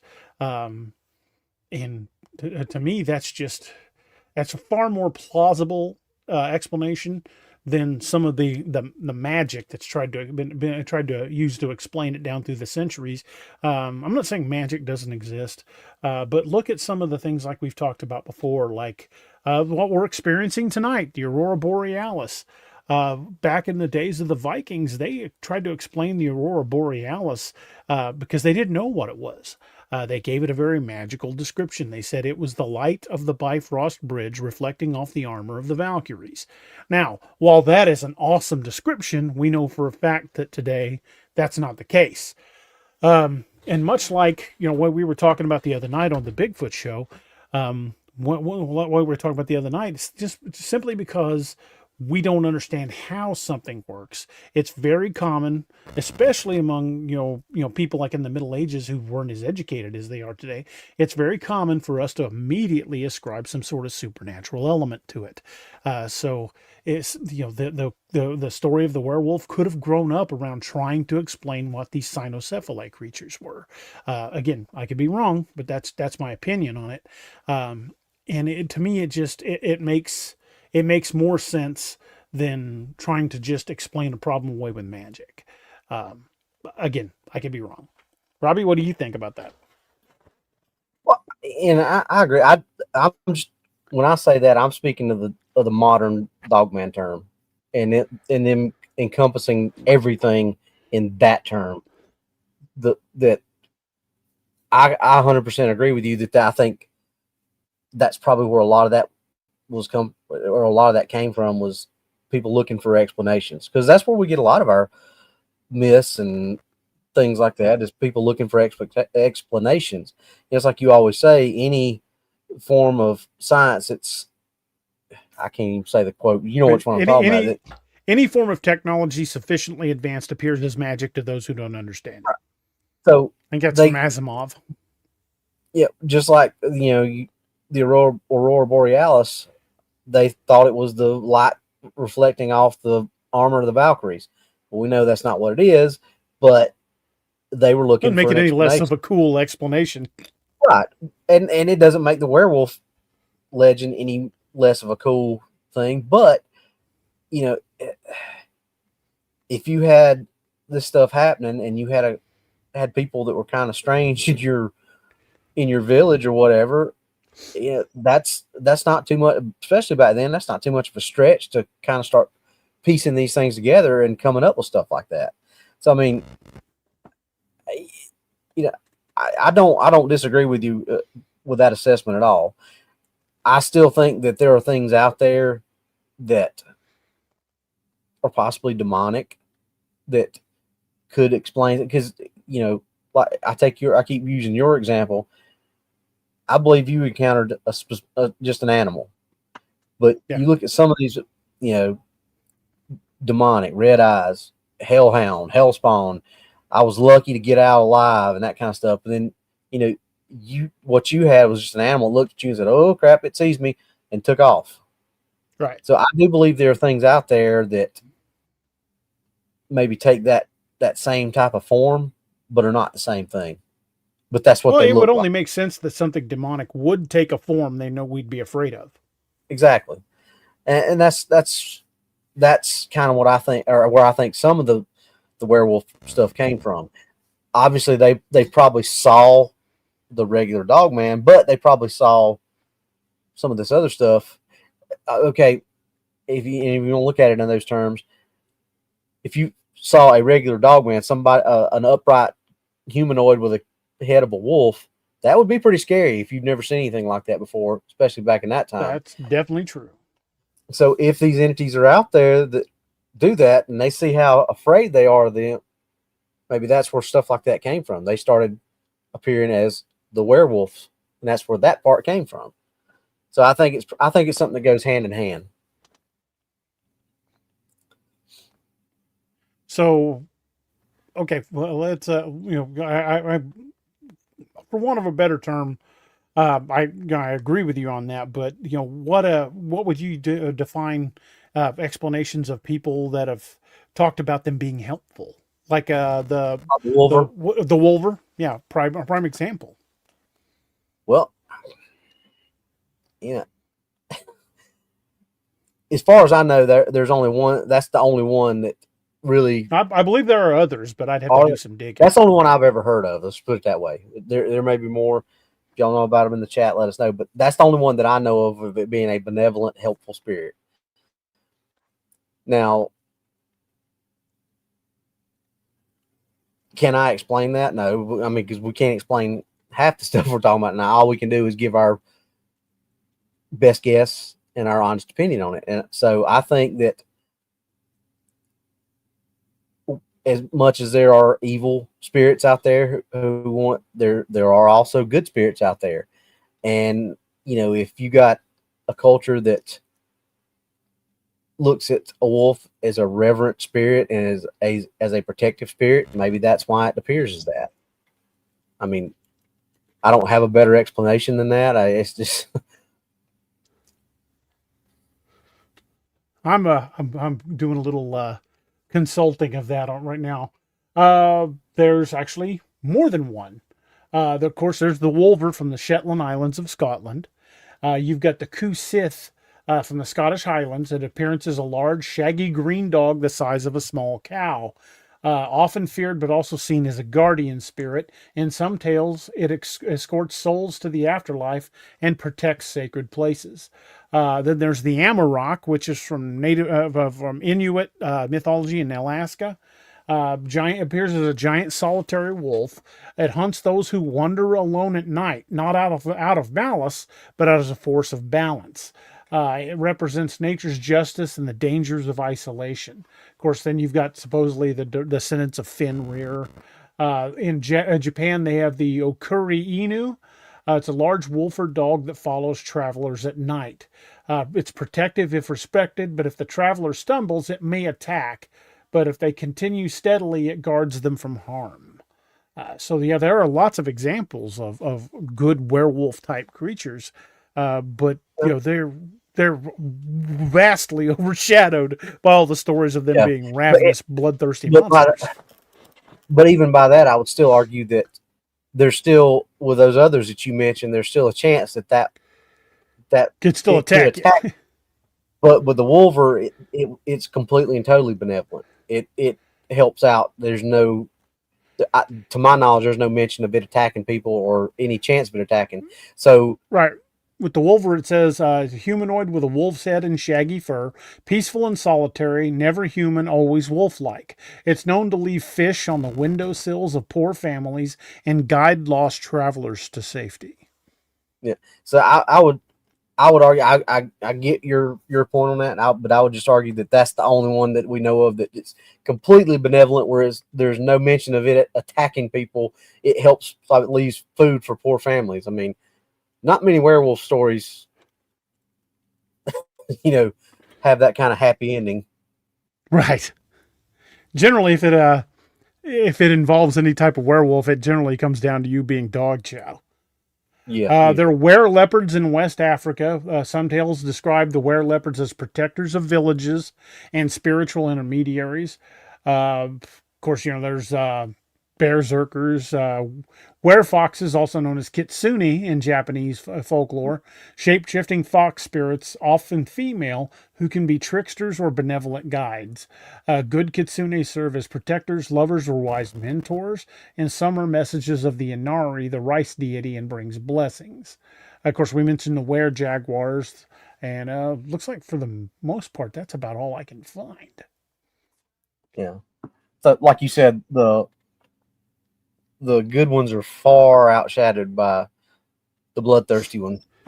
Well, when we talk about these bloodthirsty legends, whether it's cynocephaly, werewolf, Bigfoot, wood woes, as they used to call them in Europe, whether we're talking about any of these creatures, all of these stories that we basically have told down through the centuries that have become part of our shared cultural history, all of these help contribute to the uncanny valley effect. Yeah. And for those of you who are unfamiliar with uncanny valley, there's a phenomenon that was recorded by psychologists.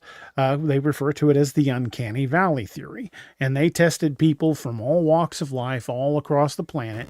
And what they determined was that it doesn't matter where you're from, what background, what continent, what genetic background is mixed up in your DNA, that all human life shares a common fear of something that looks almost like us in the dark.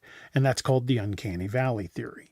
And I think creatures like Bigfoot and Dogman or cynocephaly or whatever you would call it, I think that fear stems from the fact that sometime back in our genetic history, maybe it was around the time we learned to make fire, maybe it was before then, heck, maybe it might have even been as recently as, well, considering the missing phone 411, as recently as yesterday. I think that the reason we have that uncanny valley feeling is because at some point we were on the menu. And I think in some cases, in some places, we may still be. Oh, yeah. Because, and that goes back to things that we've said, like Meeker, Colorado, where you got unknown canine species in today's. And the reason I bring that up is because at school yesterday, we were sitting there talking, and one of the teachers was talking about his dog, and he's like, "Yeah, we went and got that DNA swab from our vet," and he was talking about he got it back and got every percentage of every breed that was in his dog.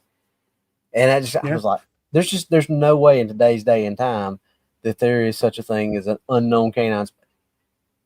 If we're to believe that that we can do something like that, having something be an unknown canine species is kind of mind blowing, especially on this continent. Yeah. I can understand maybe in the deep recesses of Borneo encountering, some unknown canine, but for us us on North America, as broad as the United States is, for us to not have recognized a canine species, that's pretty unusual. And that's why I think especially in the case of Meeker, I think it was canine of the two-legged variety. Yep. So I think Miss Naoma says, bring your own barbecue sauce when you head to the LPL. That's right. How you doing, Miss Naoma? Sweet baby Rays. Were your ears ringing? We were talking about you earlier about Werewolf Springs. Hillary says, I think the fact that they, boogers and dogmen, walk on two legs is the main reason for our fear. Exactly. That's the uncanny valley. Something that looks almost like us hunted us. And if you see something walking at you in the dark on two legs, that's that primitive brain kicking in. That could that be a person? But then by the time you realize what it is in the dark, it's probably too late. Yeah. Miss Naoma says it's her favorite topic. Well, I wish I'd have known that. We'd have sent you a link. We're almost done for the night. We'd have had you jump in with us. Knightley says they're all in national forests. I think, it's one of the deep dives we did. We talked about, just how much available land there is for habitat. One of the biggest arguments against Bigfoot and dogmen is so many people, especially people that never leave the city, people that have lived in big cities their whole life, urban settings, they're like, we would have found them by now. They just don't realize how much unexplored wilderness is still out there. For example, the state of Alaska alone, if you could see a square mile a day, and believe me, if you're on foot, a square mile is a lot of territory to cover. I mean, to literally walk it, to see all of it. To cover a 1 square mile of territory would take you a long time. But if you could see 1 square mile a day without taking a break, it would take you 125 years to see all of Alaska. And that's literally exploring 1 square mile a day for the next 125 years. And that's just Alaska. But if you look at national parks, which we discovered is 88.5 million acres, that's a lot of acreage. But then you throw in state parks, wildlife management areas, game preserves, Bureau of Land Management, Native American reservations, all places where we're still restricted from either hunting or exploring. When you add all of that up, that comes up to over 1 billion acres. 1 billion acres of pristine habitat that we still don't have full access to. When people think about how big the United States is, it just really doesn't sink in that most European countries are no bigger than one of our states. And heck, you could put half of Europe in Texas. The U.S. from coast to coast is 3 times the size of the UK. It's 2,700 miles from coast to coast,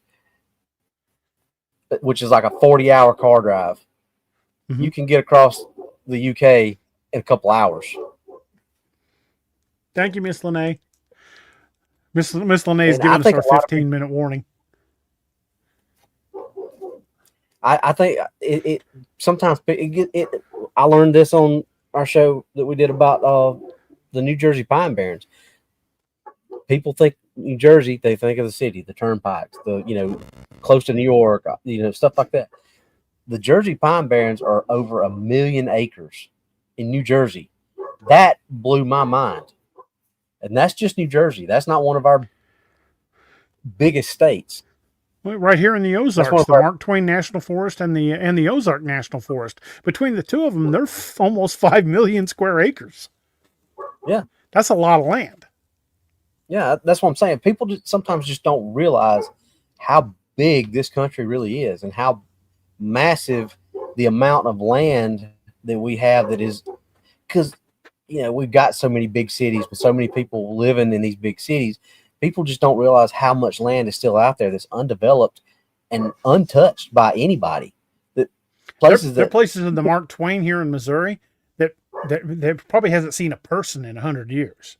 Yeah, It's just so vast. and just like we talked about the other day, well, what did we say? There's 17 million deer in the country. Well, that's Something along those. I think it was between 12 and 20 million estimate. and That's a lot of deer. How many deer hunters go an entire season and don't see a single deer? And we know that population is massive. It's like deer develop radar the minute hunting season begins because they like, oh, hunter, and they're gone. It's, deer season, it's tough to see one sometimes. They get really smart. But we know they're there, and there's that many here in this country. But yet hunters, there's probably nowhere near that many of cryptid populations. Right. So when you start thinking about it in terms like that, it becomes obvious that it's just like your analogy with taking the teaspoon down to the ocean where a wave comes in and dipping it up, saying nope, no sharks. I guess that means they don't exist. When you go into this one little small area as a deer hunter and you say, well, they don't exist because I've been in the woods all my life. Someone asked about the Jersey Devil earlier. Yeah, I believe there's something to it. I don't know what. I've never been there, but I think there's something to that legend. Yeah, that's a very fascinating. So that's a whole show in itself about the Jersey Devil. Yeah. Cajun Dog said that 640 square acres is 1 square mile. That is a lot of acreage to cover. I used to deer hunt on 100 acres, and that seemed like it was so big I couldn't walk across it. But, obviously you could. But 640 square acres, that's a heck of a lot of land.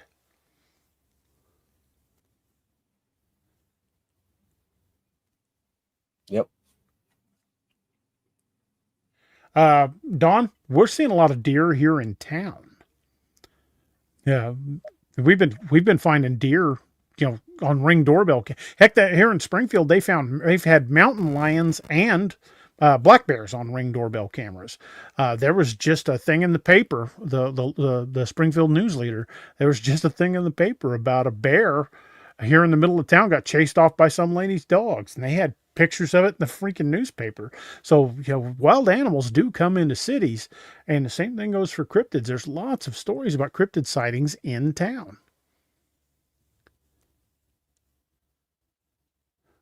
Robbie, we're coming up on the 10-minute mark, and we need to wrap things up by 5.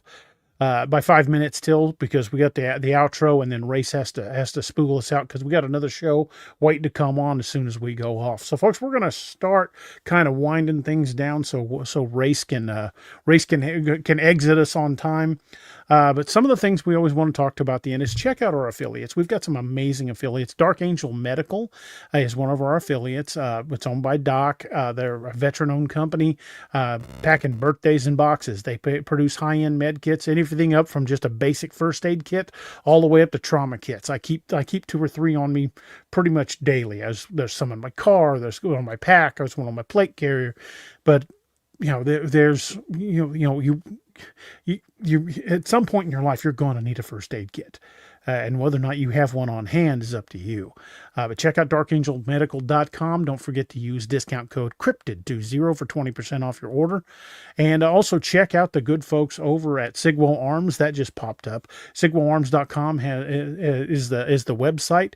They're the only place that has the registered rights to do. Yeah, the licensing. There we go. That was the word I was looking for. The licensing to do Codename Wild Hunt and even other of my novels. To do the Codename Wild Hunt uppers on ARs and things like that. So check them out at SigwellArms.com. Don't forget to use code Bigfoot5 at the end if you get 5% off your order. They even make their own freedom seeds, and they have really good deals. Hey, we got a new member. Awesome. Thank you, Chicken Bird. Appreciate that. But awesome. check out Sigwo Arms because they've got really reasonable prices on a lot of stuff, and they make and manufacture the firearms there. They also make their own ammo. You can get some really good prices on that. And if you want a whisper pickle for that pew pew of yours, they have those as well. So check them out again at sigwoarms.com. And finally, check out the good folks over at Scallywag Tactical. They make some of the best knives I've ever carried, and I take one with me pretty much everywhere I go, at least one. And they've got a full line of pretty much everything from camp knives to tactical knives, just a whole line, just fantastic blades. I carry at least one of their fixed blades and a pocket knife pretty much everywhere I go. So check them out and use discount. Again, all of our affiliates are either veteran-owned, law enforcement-owned. Check them out. Let them know we sent you. But check out Scallywag Tactical, and don't forget to use discount code DARoberts10 for 10% off your entire order. And having done that, as we continue to wind things down, there's something that I always mention at the end of a show that is very near and dear to my heart, and that is the 22 a Day Foundation. We lose 22 veterans a day to suicide, and that is 22 too many. So reach out to your friends and family who are first responders or veterans, especially right here with Veterans Day.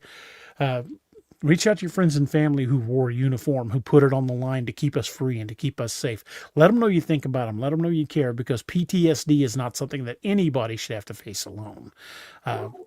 We shouldn't, we say all the time, don't let the hard days win, but at least 22 times a day, the hard days are winning. So again, please mission22.org.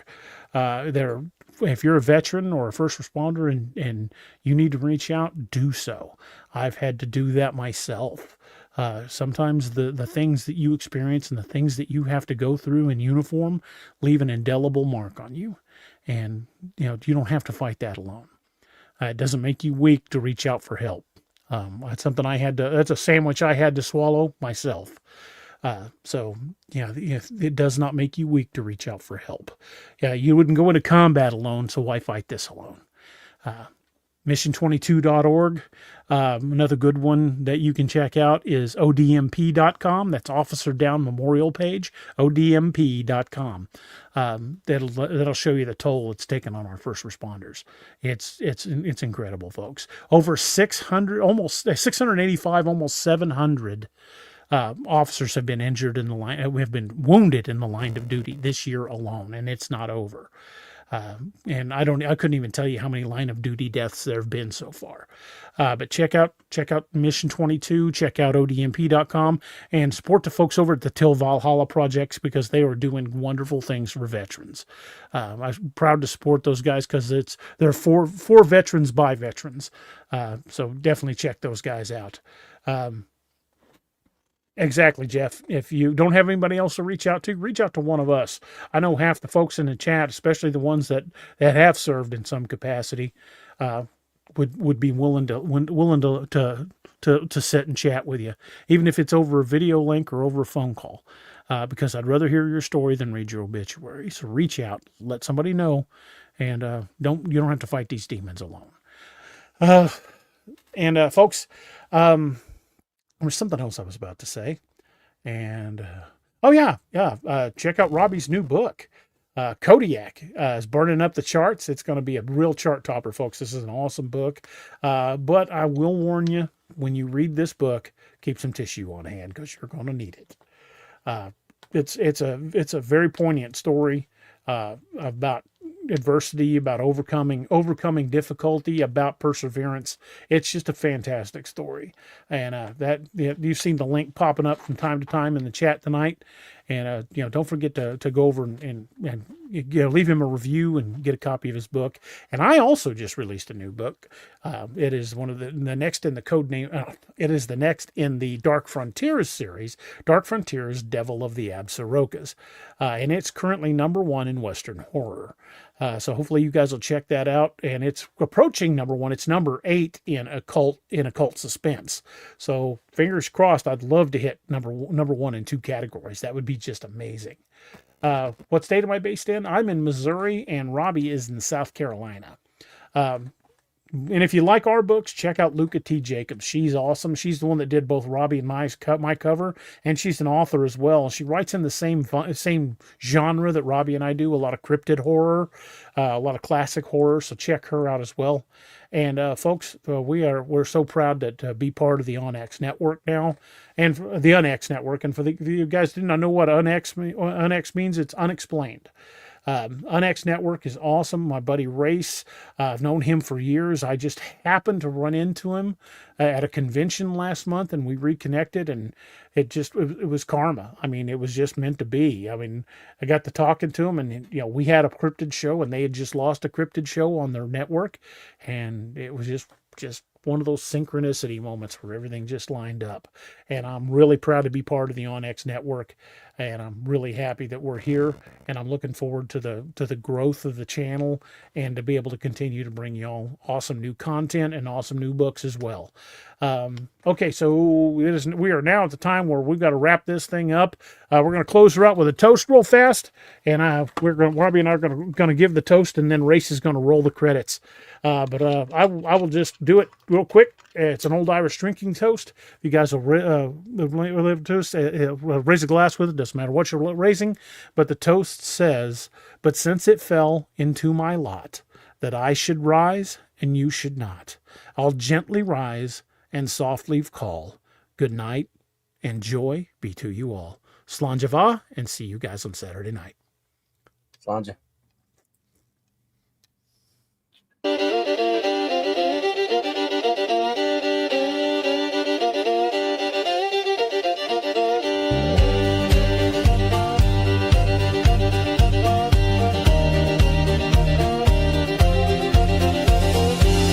Plains, the winds are howling, saloon doors swinging, shadows growling. Three lawmen stand tough as rawhide. Yeah, Doc and DA, nothing can abide.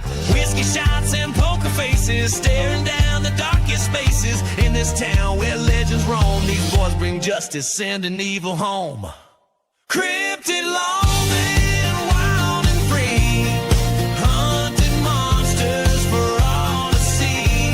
With silver bullets and grit of steel, they fight the darkness, make the demons squeal. From dusty canyons to moonlit plains, justice rides with wind and rains. Cryptid lawmen, a fearsome sight, standing tall against the endless night.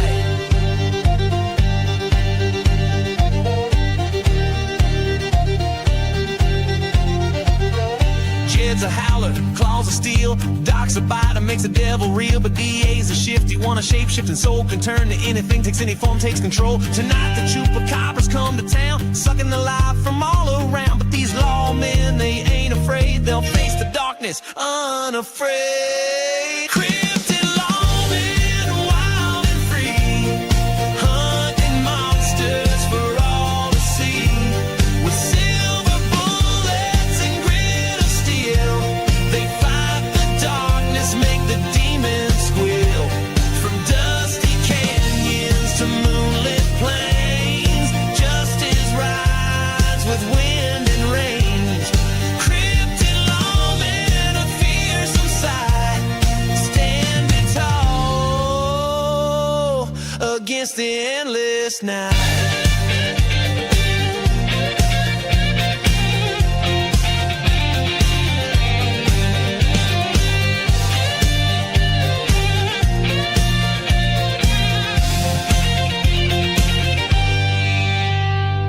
Full moon rises, bat wings flap, the air grows cold, a chill and trap. But these lawmen, they're ready to fight underneath the pale moonlight. Jed and Doc transform with a howl, DA shifts, becomes a night owl.